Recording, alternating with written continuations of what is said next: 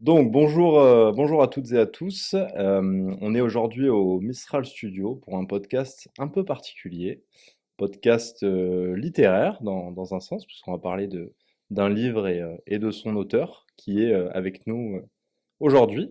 Bonjour Eric. Bonjour Thibaut. Alors aujourd'hui on va parler de ton nouveau livre qui est sorti il y a quelques semaines, qu'on voit ici, donc de l'homme animal à l'homme divin, évolution de la conscience, par Eric Marlien. Alors, peut-être qu'avant de parler du livre, je me suis dit que ça pourrait être intéressant que tu nous expliques pourquoi toi, ostéopathe de formation, depuis quelques décennies déjà, tu t'intéresses finalement depuis pas mal de temps à des sujets beaucoup plus larges que ceux du corps humain intrinsèquement, on va dire, et Mhm. notamment tout ce qui va être lié à la conscience et à son lien avec le corps. Est-ce que tu peux revenir peut-être déjà sur les fondements de ces recherches que tu as pu mener depuis toutes ces années? Ouais. En réalité, mon premier intérêt a toujours porté sur l'être humain, la vie en général, bien avant que je m'intéresse au corps. Et cette recherche, cet intérêt date même je dirais, de mon enfance et en tout cas très clairement de mon adolescence. Donc très vite dans la vie, je me suis intéressé à des sujets assez divers. Et mon choix d'un métier sur le corps résulte un peu de circonstances. Je ne savais pas trop ce que je voulais faire après la fin du lycée, mais peut-être parce que dans ma famille, il y a des rebouteux. Je suis allé vers ce métier d'ostéopathe, bien que j'ai commencé par faire une fac de sciences et de biologie. Mais parce que, il faut dire qu'à cette période, j'étais pas très renseigné. Mon entourage non plus ne m'a pas spécialement permis de connaître différents types de métiers qui auraient pu peut-être davantage me correspondre. Et donc j'ai choisi ce métier d'ostéopathe, que je ne regrette pas par ailleurs, ça m'a permis d'apprendre beaucoup de choses, et puis d'avoir aussi une démarche un peu plus rationnelle, scientifique aussi, j'ai beaucoup étudié les sciences. Mais encore une fois, j'ai commencé, enfin, ce qui était pour moi le plus important dans la vie, c'était qu'est-ce qu'on fait sur Terre?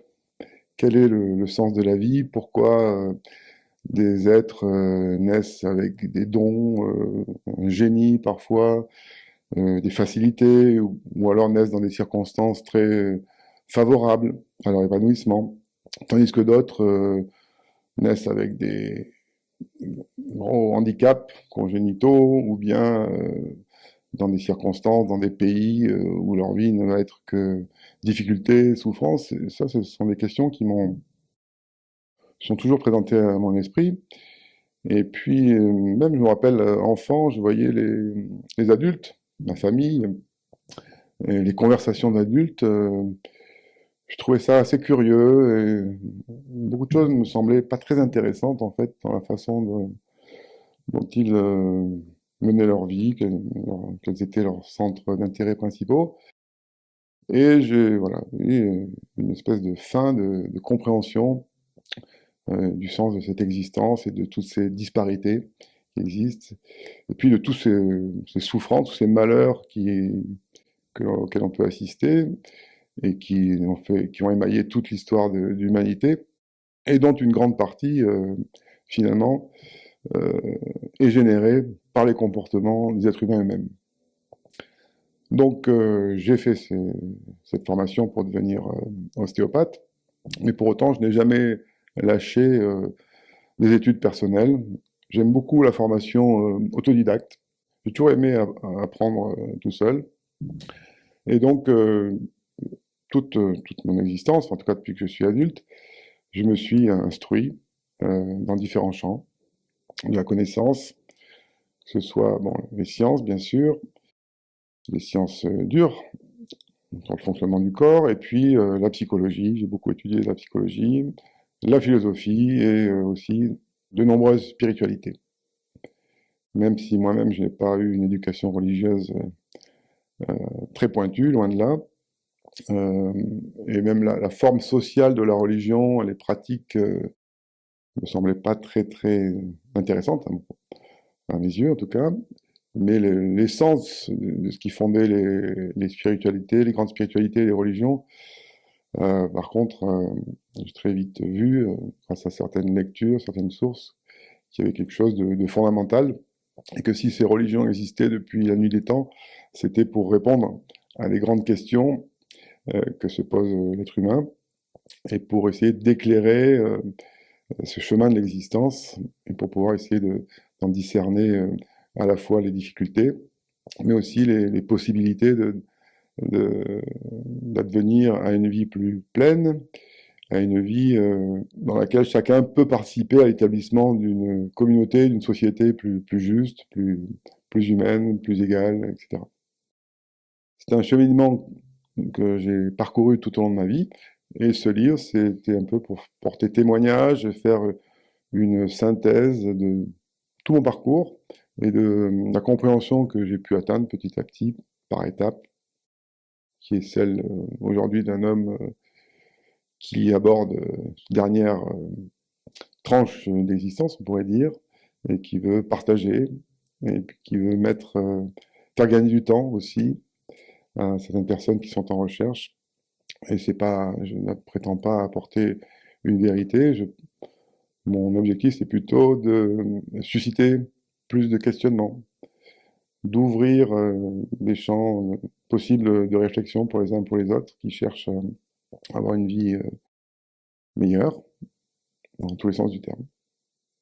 Ok, donc il s'adresse un peu à tout le monde ce livre finalement? Oui, c'est un livre qui est écrit pas du tout pour les spécialistes, qui en revanche, d'après les quelques feedbacks que j'ai pu avoir, est un petit peu exigeant. C'est pas un livre qu'on va lire comme on va passer une heure pour juste prendre connaissance d'un sujet et puis passer à autre chose. Non, c'est un livre qui suppose quelque part un cheminement intérieur dans sa lecture, mais qui s'adresse à tous ceux qui se posent la question de l'être humain, tous ceux qui se posent des questions sur qu'est-ce que, quel est le sens de cette vie, quel est le sens de toutes ces vies, lorsqu'on embrasse d'un regard toute l'histoire de l'humanité, et toutes les difficultés, souffrances, drames par lesquels elle est passée, d'une part, puis d'autre part aussi toutes les merveilles qu'elle a pu créer, tous ces, tous ces hommes et toutes ces femmes qui ont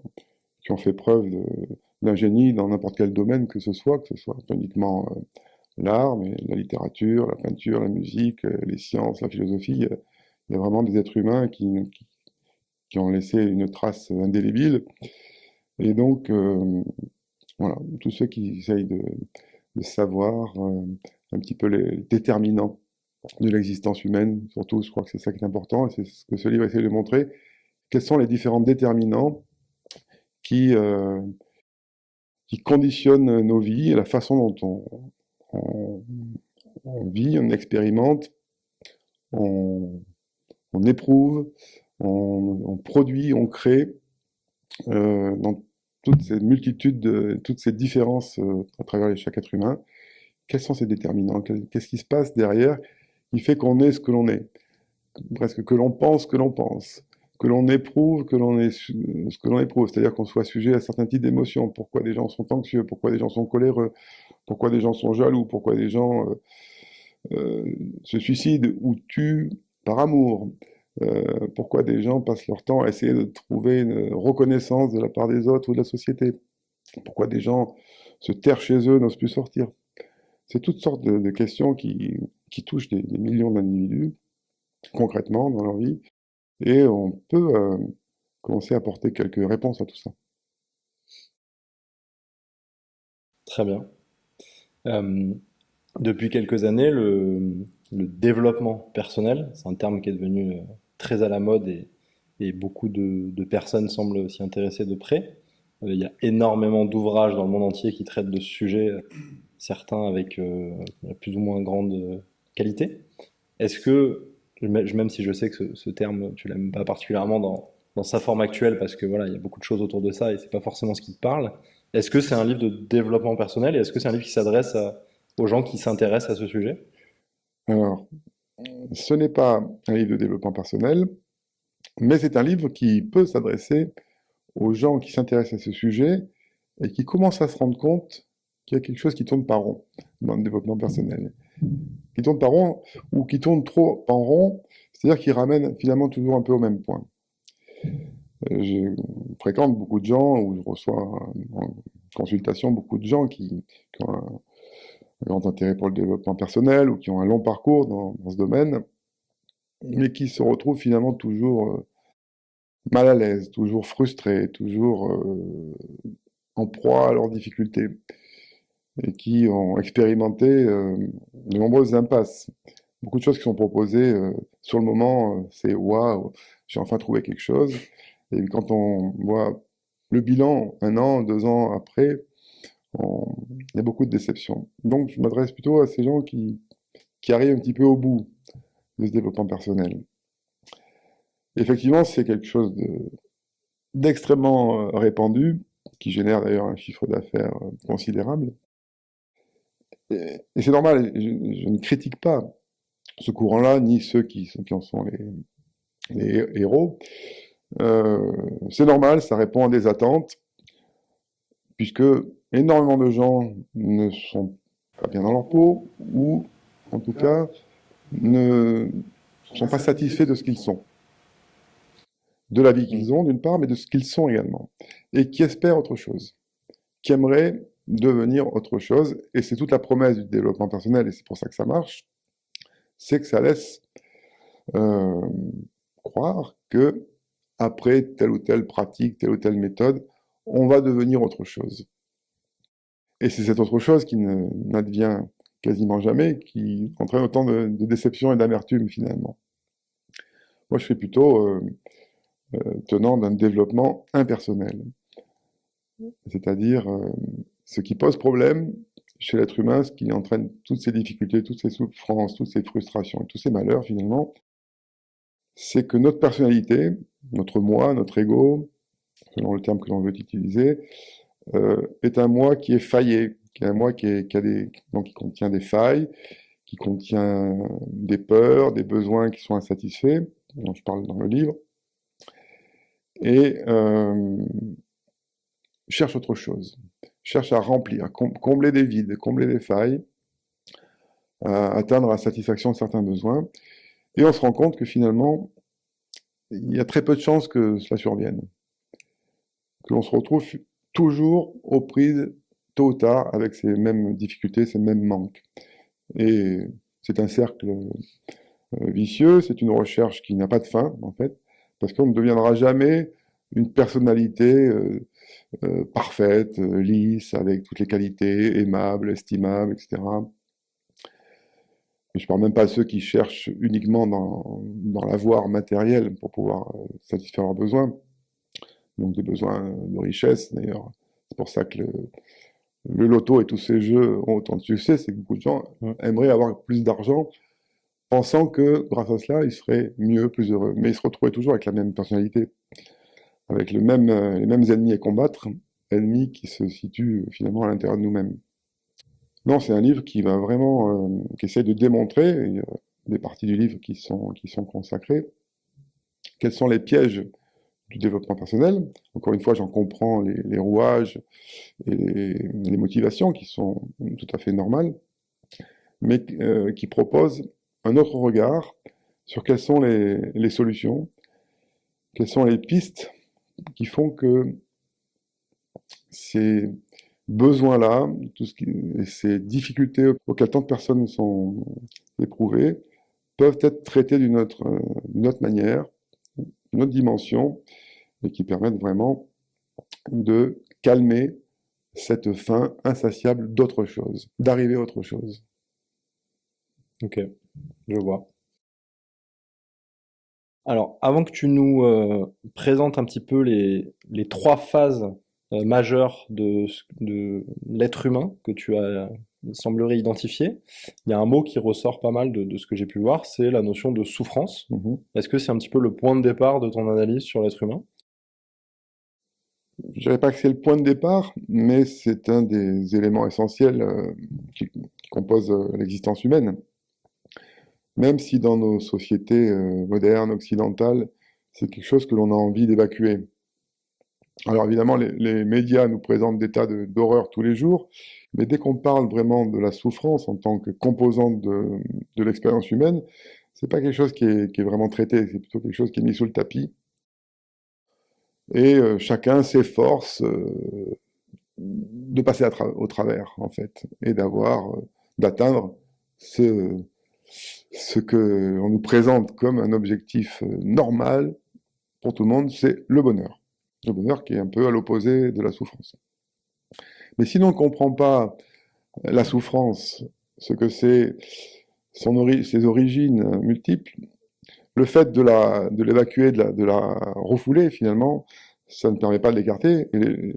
Et au contraire, lorsque les gens sont confrontés tout d'un coup à des expériences dans leur vie, parce que nul n'est à l'abri d'expériences difficiles qui viennent entraîner des pertes dans un domaine ou dans l'autre, par exemple, alors les gens ne sont pas prêts à affronter la souffrance.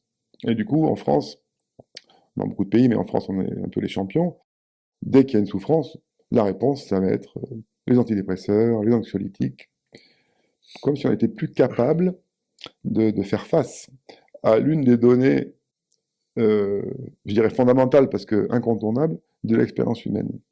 Et c'est pas un point de départ, mais c'est quelque chose de très important à comprendre, à connaître, à apprivoiser.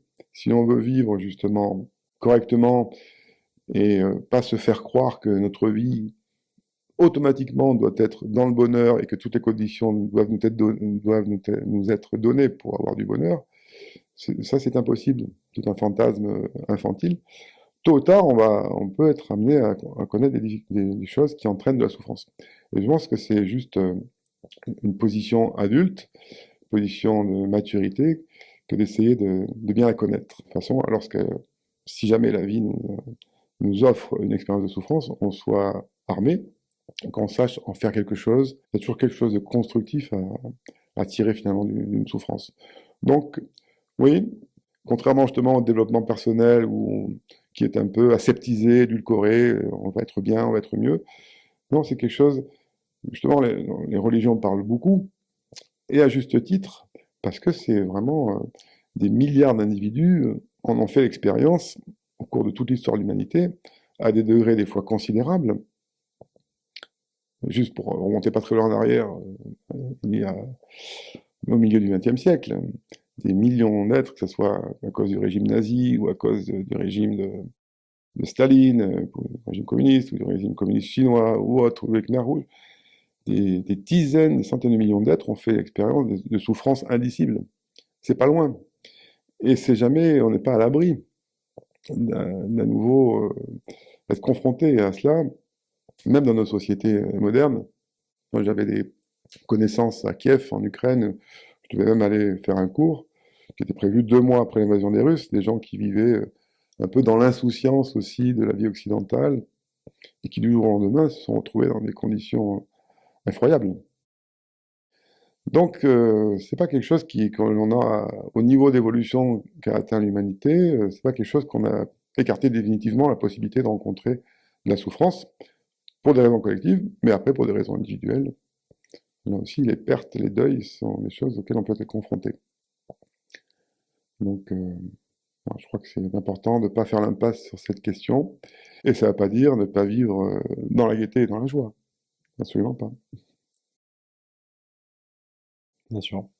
Alors dans ce livre, tu proposes un triple portrait de l'être humain en détaillant donc ces trois dimensions essentielles. J'aimerais bien que tu nous parles un petit peu de justement ces différentes dimensions. Je vais reprendre tes termes. La première, donc tu dis on découvre l'homme animal incarné dans un corps de chair et animé par des instincts hérités de l'évolution des espèces. Donc là, c'est vraiment la première dimension. Quelle est l'analyse que tu fais de cette dimension? Voilà. Effectivement, l'être humain est le fruit d'une évolution des espèces animales. Et donc, il y a eu une transformation successive. Et il y a certains déterminants en nous qui ont un ancrage biologique, et neurologique en particulier, euh, qui, qui sont présents chez la plupart des espèces animales et qui sont encore présents chez nous et qui nous conditionnent toujours, qui nous déterminent, avec bien sûr plus de complexité que cela est le cas chez les animaux. Donc ce sont des déterminants de base que j'ai appelés un peu caricaturalement l'homme-animal.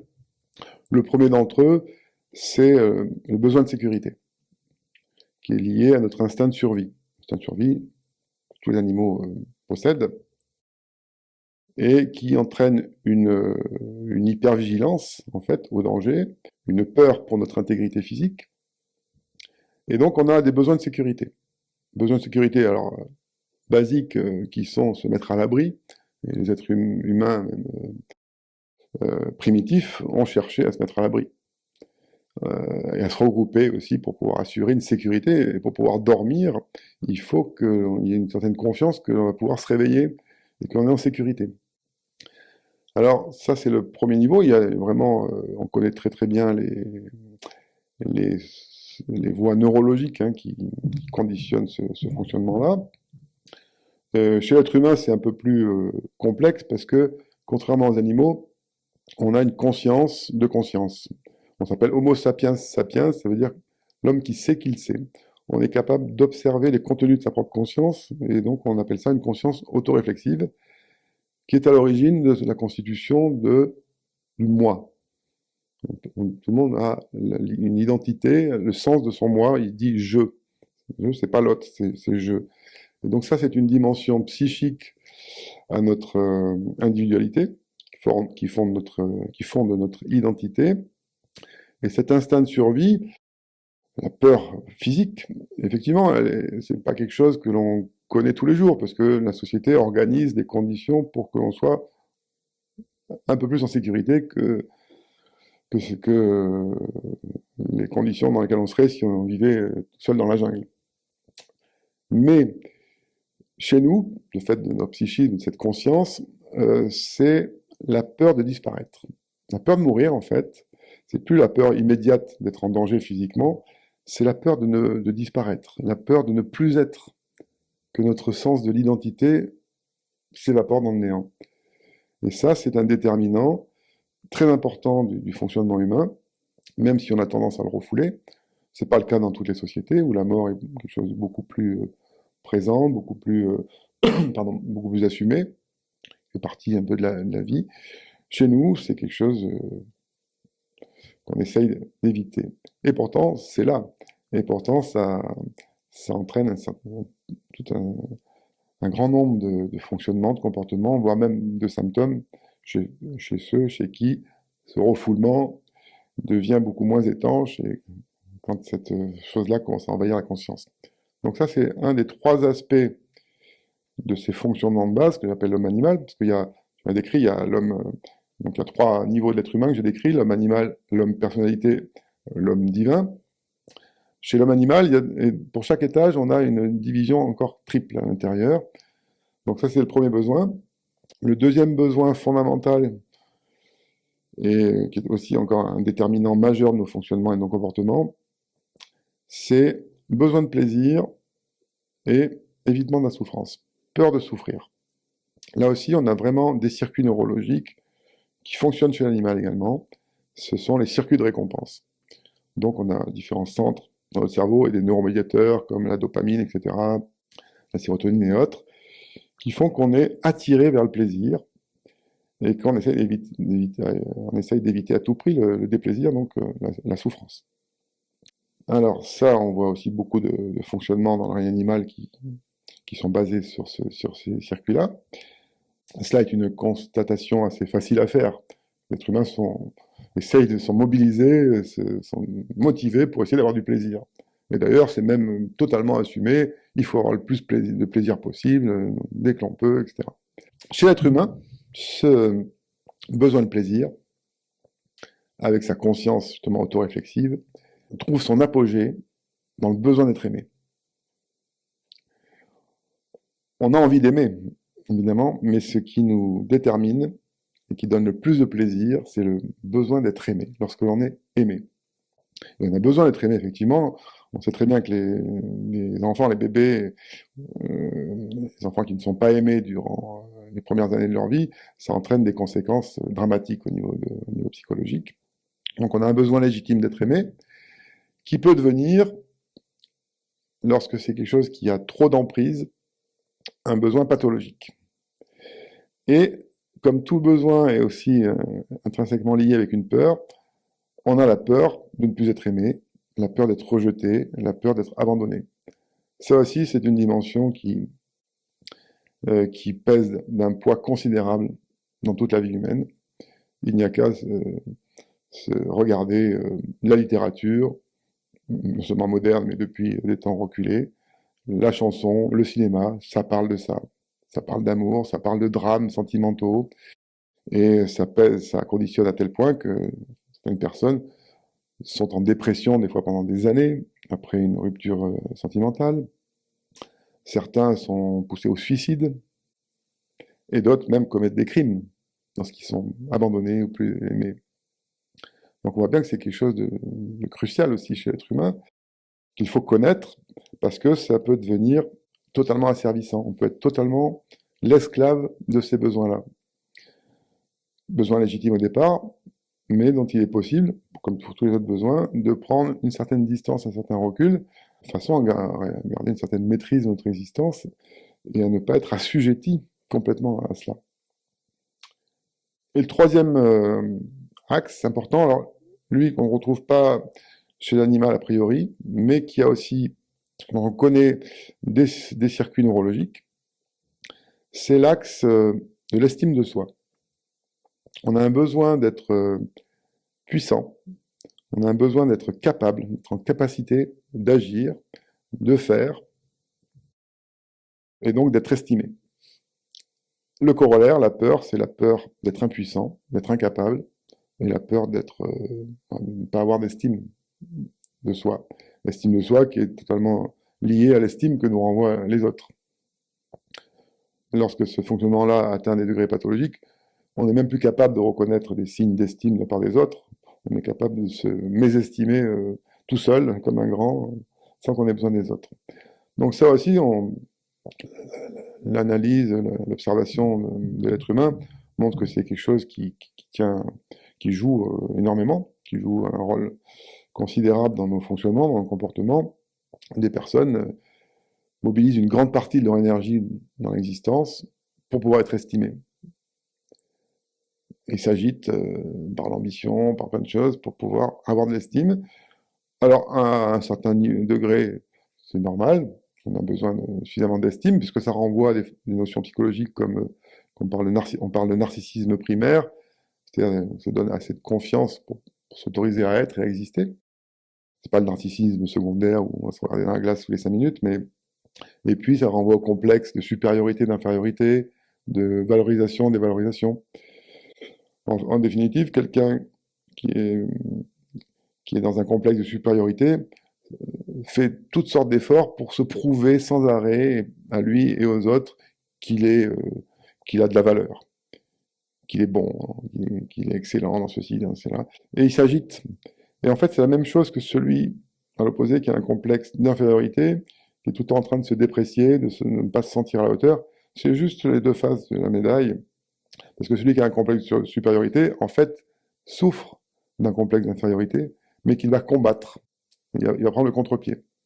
Et celui qui a un complexe d'infériorité ne combat pas, se laisse aller à cela, et parfois même cela cache un petit complexe de supériorité.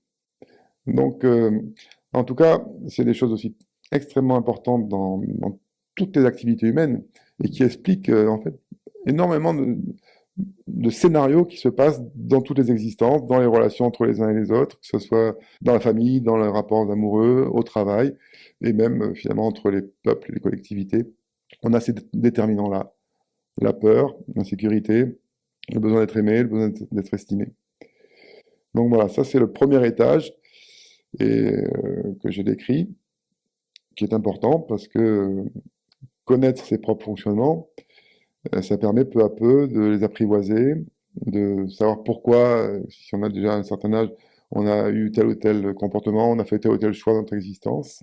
Et puis, en prévention, quand on apprend un peu à jouer avec ça et à pas laisser le moteur, le gouvernail à ce niveau-là, mais qu'on arrive à se prendre une certaine distance, on obtient un degré de liberté beaucoup plus grand, sans besoin de développement personnel. on est beaucoup plus libre, parce qu'on est moins obligé, moins contraint par ces fonctionnements qui sont en nous, de toute façon. Alors chez certains, c'est plus la peur, l'insécurité, chez d'autres, c'est plus le besoin d'être aimé, chez d'autres, c'est plus le besoin d'estime. Ça peut se jouer à des degrés variables, mais ça joue chez tout le monde. Et l'observation le montre tous les jours.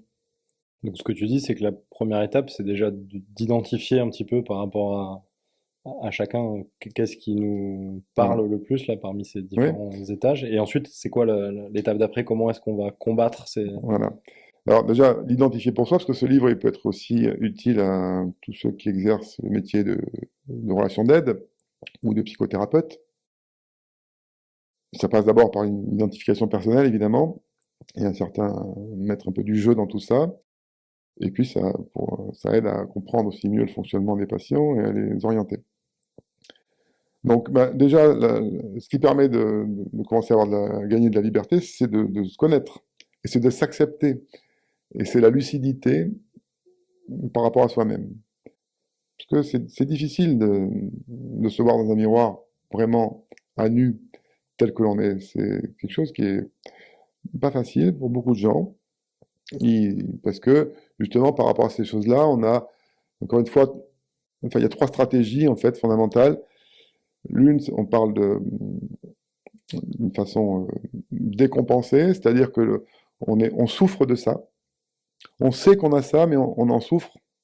Donc, comme je disais, l'exemple de par rapport à l'estime de soi, on peut avoir un complexe d'infériorité. On souffre toute sa vie de se sentir inférieur, pas à la hauteur, et du coup, on se limite plein de choses. On va refuser des possibilités, des opportunités, parce qu'on ne va pas se sentir à la hauteur. On gâche sa vie. Euh, L'autre stratégie, c'est il n'y a aucune conscience de ça, on n'en souffre pas. C'est oh, je suis comme ça, c'est mon caractère. Ma mère était comme ça, mon père était comme ça, donc on se justifie et presque on en fait, on revendique d'être comme ça. Et là, dans ce cas de figure, il n'y a pas de capacité de changement. Et la troisième possibilité, c'est la surcompensation, comme je disais, besoin d'estime, ça devient la personne qui est hyper prétentieuse, quoi, qui cherche sans arrêt à se prouver. Donc là aussi, il n'y a pas de souffrance, mais c'est inconfortable parce qu'on passe sa vie à essayer d'être estimé, on passe sa vie à essayer d'être aimé, à avoir des comportements qui sont finalement, qui vont à l'encontre de nos objectifs, parce que on réclame sans arrêt l'attention ou l'amour de l'autre, on finit par l'étouffer, et ça gâche des millions de couples aussi, ce genre de choses. Donc, il faut arriver au point où dire, ok, il y a quelque chose qui cloche en moi. C'est pas uniquement la faute de papa ou de maman qui m'ont pas bien aimé, qui m'ont pas bien élevé. C'est pas uniquement la faute de mes professeurs à l'école. C'est pas uniquement la faute du gouvernement, quel qu'il soit, et quelles que soient les réformes qu'ils veulent voter ou pas voter. Parce que c'est le réflexe de base, c'est d'aller toujours chercher une excuse ailleurs. Et donc le premier point, c'est de dire non, je suis un être humain, un exemplaire, un échantillon de cette famille humaine, et comme tous, je porte en moi ces fonctionnements-là, source de difficultés, et donc il faut que je vois ce qui vraiment ne va pas chez moi. C'est normal, mais ça pose problème lorsqu'ils deviennent hypertrophiés et qu'ils prennent toute la place. Donc il faut être dans cette démarche, dire bon, je veux changer quelque chose en moi, je dois le comprendre. Voilà. Après, ça c'est la première étape. Deuxième étape, c'est le deuxième niveau. Alors, je te recite. Puis nous rencontrons l'homme personnalité, avec son caractère, son tempérament et sa psyché qui façonne sa personne unique. Voilà. La personnalité, comme je disais, le fait qu'on ait une conscience de conscience, on a la création de ce qu'on appelle le moi en psychologie, le jeu, notre personnalité. Alors évidemment, des traits de cette personnalité s'appuient sur ces trois axes, trois besoins, peur et besoins de base que j'ai décrits précédemment. Mais comme nous sommes des êtres humains complexes, on a une personnalité très nuancée avec beaucoup de choses, beaucoup de facettes et beaucoup de fonctionnements de nature diverse. Donc, une grande part de la psychologie a étudié la personnalité humaine, et puis aussi en littérature, il y a des auteurs merveilleux qui décrivent justement toutes ces, tous ces différents types et variétés de personnalités humaines, avec tous leurs ressorts, leur fonctionnement. On apprend beaucoup dans la littérature, Et donc, cette personne humaine, elle se présente au départ avec beaucoup de failles, de défauts. L'être humain, je dirais originel, primitif, c'est quand même un bon rustre. Que cette création du moi, du jeu, fait de nous, au départ, une personne par nature, hein, c'est même pas une critique, mais par nature, totalement égocentrée. On parle de l'ego humain. Le moi, c'est l'ego. Et on est voilà, c'est notre substance d'être égocentré. C'est-à-dire qu'on se considère, on se vit comme le centre de l'univers. Rien n'est plus important que moi. Alors évidemment, on ne se le dit pas comme ça, c'est souvent beaucoup plus insidieux, mais néanmoins, dans les faits, c'est un peu ça. Il peut se passer n'importe quel drame, c'est d'abord ce que je vis, moi, qui compte. Ce que j'éprouve, ce que la vie me donne, me donne pas, m'enlève.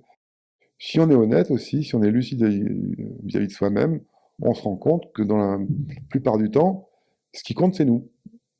Et puis, son petit cercle autour de soi, ce qu'on aime.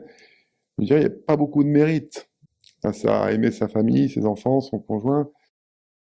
C'est pas très difficile. C'est assez naturel, quoi. Ça ne demande pas comment dire, des qualités d'âme. C'est partagé par à peu près tous les gens normaux. Il n'y a que les gens vraiment perturbés qui ne sont pas capables d'aimer leurs enfants, quoi. Donc, on est égocentré et c'est une des sources de la souffrance humaine.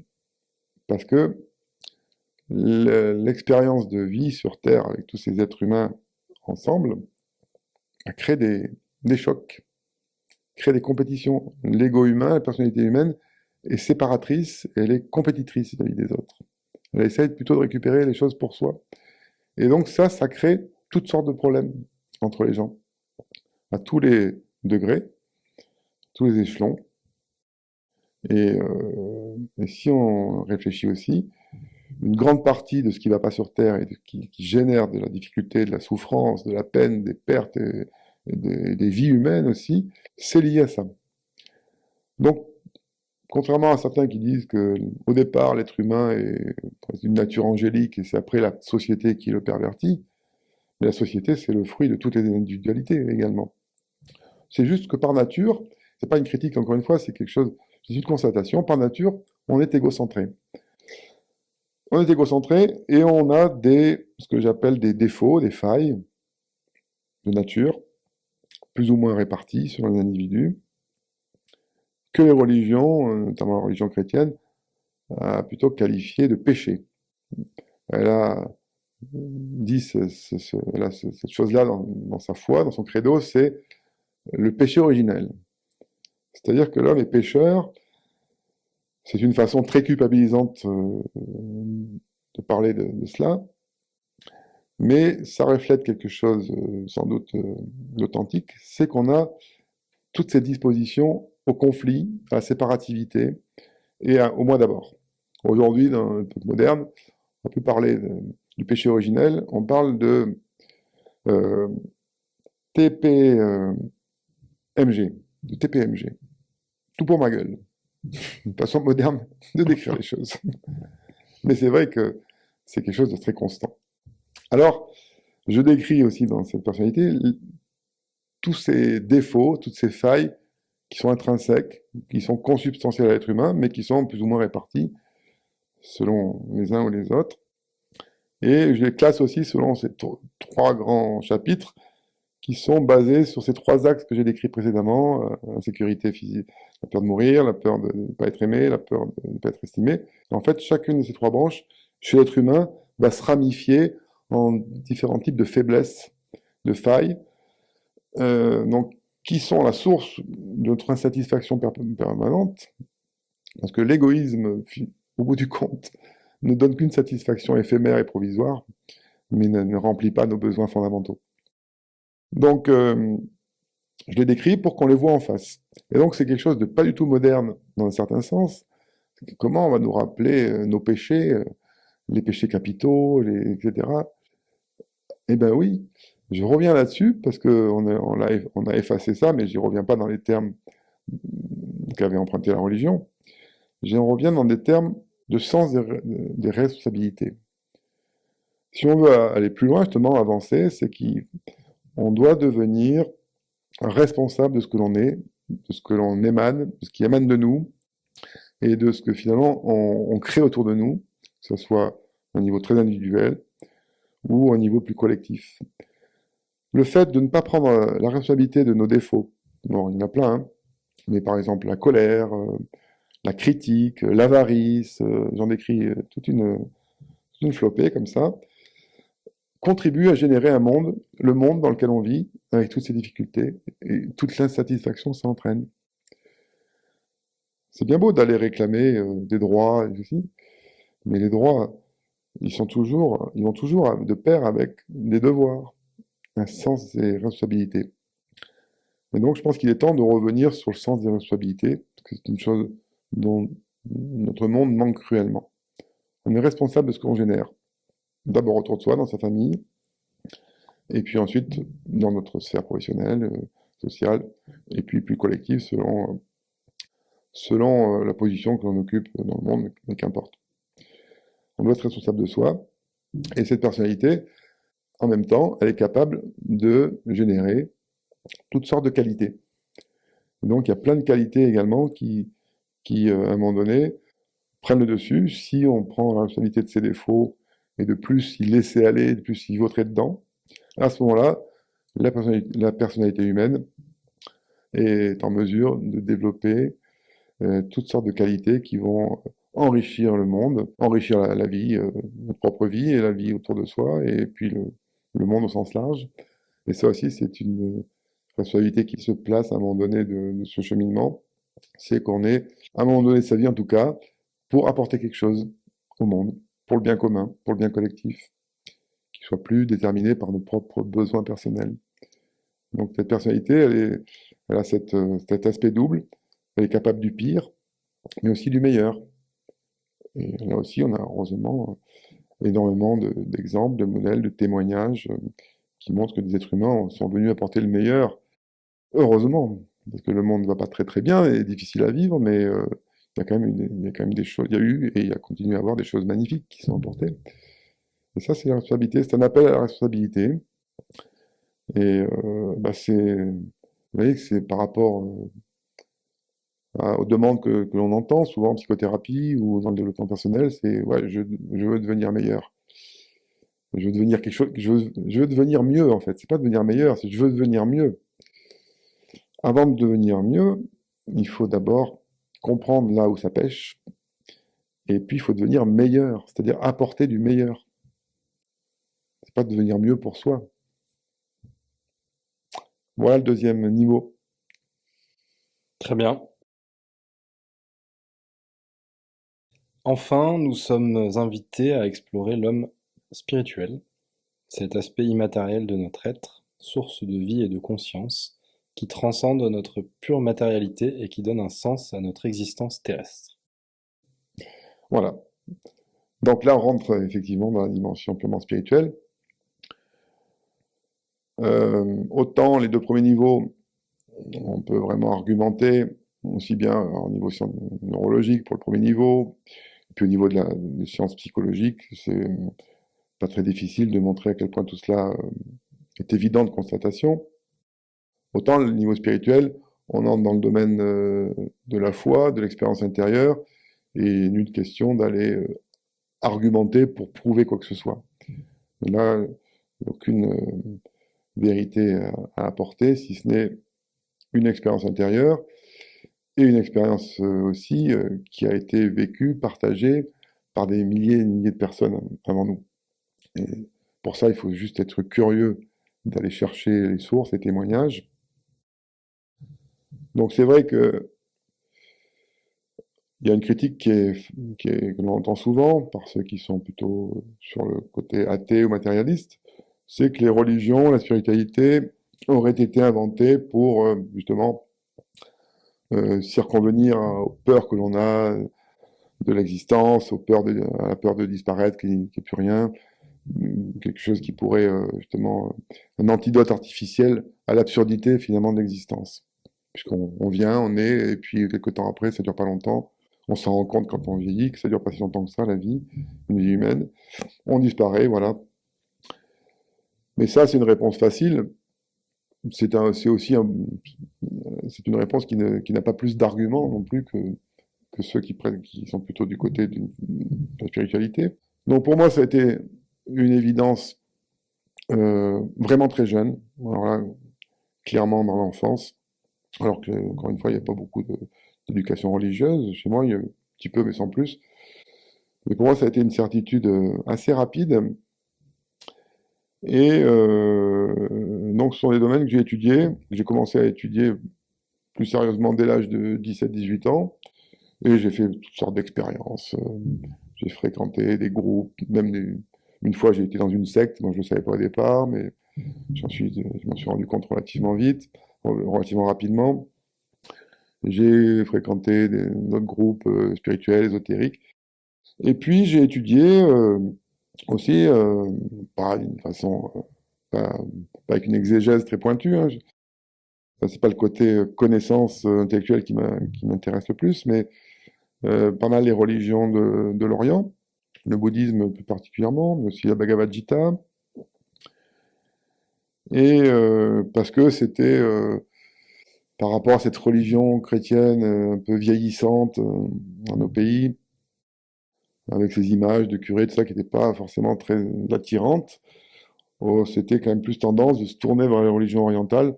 On était moins catalogué de vieux ringards ou de crédules. Ça faisait bien d'être dans les religions orientales. Et donc j'ai passé pas mal d'années dans ces courants-là, à comprendre ce que ça voulait dire.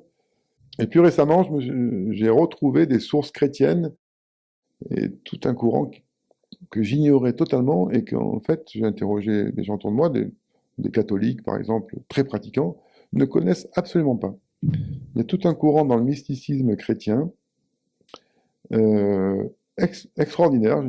Ça a été une découverte incroyable de voir ces, ce vécu, comment dire, cet absolutisme dans la vie spirituelle chez certaines personnes, et tout le travail qui a été fait par différents prêtres religieux, religieuses, pour essayer de restaurer ce que c'était vraiment l'esprit de la chrétienté au départ, qui avait complètement disparu de l'Église, finalement. Et donc, j'ai toute une littérature que j'ai abordée qui est passionnante là-dessus. Toujours est-il on retrouve une expérience intérieure qui est quasiment identique chez ceux qui se sont vraiment consacrés à la vie spirituelle, identique en Occident, chez les mystiques chrétiens qu'en Orient, chez les mystiques, chez les mystiques oui, de l'Inde et dans la religion bouddhiste que je connais un peu plus. Les expériences de vie intérieure qui sont décrites, si on traduit les termes propres à chaque type de religion et de culture, bien sûr, qui ne sont pas les mêmes, c'est exactement la même chose. Donc il y a une identité dans l'expérience spirituelle qui traverse toute la planète, qu'on retrouve aussi chez les mystiques soufis, entre autres. Donc il y a quelque chose là, une réponse qui a été faite, qui a toujours été donnée à l'humanité, en ce qui concerne justement le sens de l'existence humaine, le problème de la souffrance aussi. Alors par exemple, les bouddhistes, dans le bouddhisme, un des messages du Bouddha, c'est comment s'extraire de la souffrance, comment faire cesser la souffrance.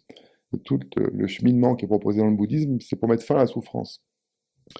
Chez les chrétiens, c'est plutôt comment utiliser la souffrance, comment rentrer dedans pour arriver à cette expérience qui nous fait dépasser les conditions classiques de la personnalité humaine, quoi. C'est une utilisation de la souffrance, et chez les bouddhistes, c'est la suppression de la souffrance. Mais le résultat, on arrive à peu près au même endroit. Pour moi, cette certitude, cette foi, c'est que ce qui peut expliquer l'existence humaine, la justifier, c'est qu'on a une dimension autre que ce qui est apparent, que ce fonctionnement basique animal, que notre personnalité, aussi imparfaite soit-elle, et que ce qui amène finalement la résolution, c'est quand il y a une jonction qui se fait, quand ta personnalité s'est suffisamment raffinée, nettoyée, euh, pris la responsabilité de ses failles, de ses défauts, et commencé à exprimer notre qualité. À ce moment-là, il y a autre chose qui peut infuser la personnalité humaine, qui est de l'ordre du spirituel, qui est de l'ordre de l'âme, qui est de l'ordre du divin, et qui donne tout le sens, tout l'accomplissement de ce qu'est l'expérience humaine, et dont ont témoigné assez nombreux êtres sur Terre. Si on prend la peine, au-delà des dogmes, d'aller voir quelles ont été leur existence, ce qu'ils sont venus montrer, on se rend compte que tout ce qu'il y a de beau, avec un B majuscule, de bien, de vrai, émane de cette dimension. Et que le seul espoir, le seul salut pour que cette humanité puisse vivre sur Terre dans des conditions qui soient bonnes, belles, fraternelles, c'est que c'est l'avènement de cette dimension en nous.